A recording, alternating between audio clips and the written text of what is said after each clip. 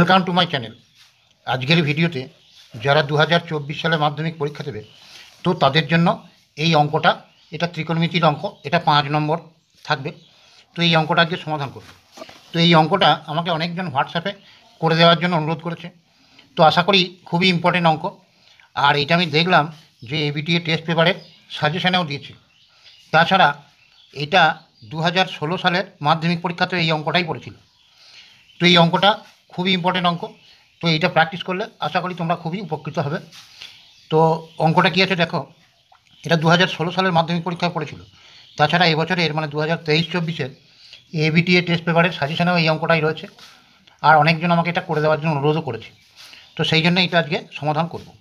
দেখো, অঙ্কটা আছে দুটি স্তম্ভের উচ্চতা যথাক্রমে H1 মিটার ও H2 মিটার।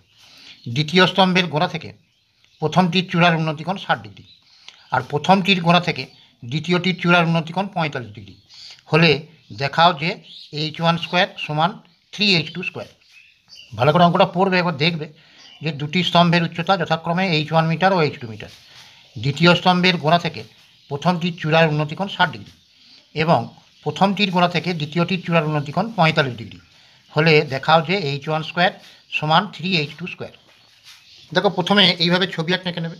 তো এইটা একটা স্তম্ভ, এইটা একটা স্তম্ভ, দুটো স্তম্ভ। তো এই স্তম্ভটার নাম দিলাম আমি, ধরো AB, এইটা CD, এইটা হচ্ছে H1 মিটার, এইটা H2 মিটার। এবার বলেছে দ্বিতীয় স্তম্ভের গোড়া, দ্বিতীয় স্তম্ভ মানে এইটার গোড়া থেকে প্রথমটির চূড়ার উন্নতিকোণ মানে এই কোণটা 60 ডিগ্রি, আর প্রথম স্তম্ভের গোড়া থেকে দ্বিতীয়টির চূড়ার উন্নতিকোণ বলে দিয়েছে 45 ডিগ্রি। তাহলে এই কোণটা 45 ডিগ্রি। এটা H1 মিটার, এটা H2 মিটার। এবার প্রমাণ করতে বলেছে H1 স্কোয়ার সমান 3H2 স্কোয়ার। তো এই অঙ্কটা মাধ্যমিক 2016 সালে পড়েছিল। তোমাদের কাছে যাদের কাছে পুরনো কোশ্চেন আছে তারা দেখতে পারো একবার মিলিয়ে।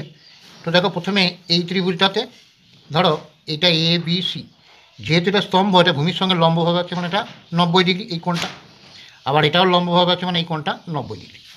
তাহলে প্রথমে আমি ABD ত্রিভুজ, ABD সমকোণী ত্রিভুজে, সমকোণী ত্রিভুজ এই কোণটার সাপেক্ষে এইটা হচ্ছে মানে ABটা লম্ব, BDটা ভূমি। তাহলে AB বাই BD সমান ট্যান কত ডিগ্রি? 60 degree, tan 60 degree. এবার ABর ভ্যালু কত? H1। তাহলে H1 বাই BD সমান কত? ট্যান 60 ডিগ্রির ভ্যালু তোমরা জানো যে √3। এবারে কোণে কোণে যদি বজ্রগুণ করি তাহলে কী হবে? BD √3 সমান হচ্ছে H1। তাহলে BD সমান কত? H1 বাই √3, এত মিটার। এরপরে এই ঘরে ত্রিভুজটা নিচ্ছি, ত্রিভুজ BCD। তাহলে ত্রিভুজ BCD সমকোণী ত্রিভুজে, সমকোণী ত্রিভুজে, সমকোণী কথাটা যেন অবশ্যই লিখবে। এবার দেখো, এই ত্রিভুজটার এই 45 ডিগ্রি কোণটার সাপেক্ষে সিডিটা হচ্ছে লম্ব আর বিডিটা হচ্ছে ভূমি। তাহলে CD বাই BD সমান ট্যান কত ডিগ্রি? 45 ডিগ্রি। এই প্রথমে ট্যান 45 ডিগ্রি এইটা না লিখে কোণ CBD এটাও লিখতে পারো, ট্যান কোণ CBD। তার পরের লাইনে ট্যান 45 ডিগ্রিটা লিখলে ভালো হয়। এবার দেখো, এই সিডিটা কত দেওয়া আছে? H2। তাহলে সিডিটা লিখলাম H2, বিডিটা জানি না, তাহলে BD লিখলাম। ট্যান 45 ডিগ্রির ভ্যালু কত? 1। এবারে কোণে কোণে যদি বজ্রগুণ করি তাহলে BD সমান হচ্ছে H2।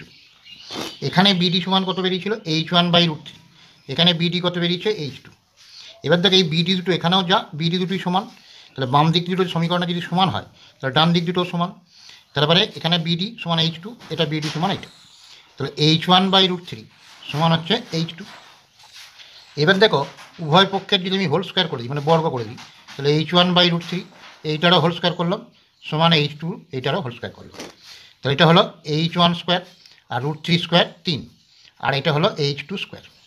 এবার এর নিচে কিছু নেই মানে 1 আছে, তাহলে কোণে কোণে যদি বজ্রগুণ করি তাহলে H1 স্কোয়ার সমান 3H2 স্কোয়ার।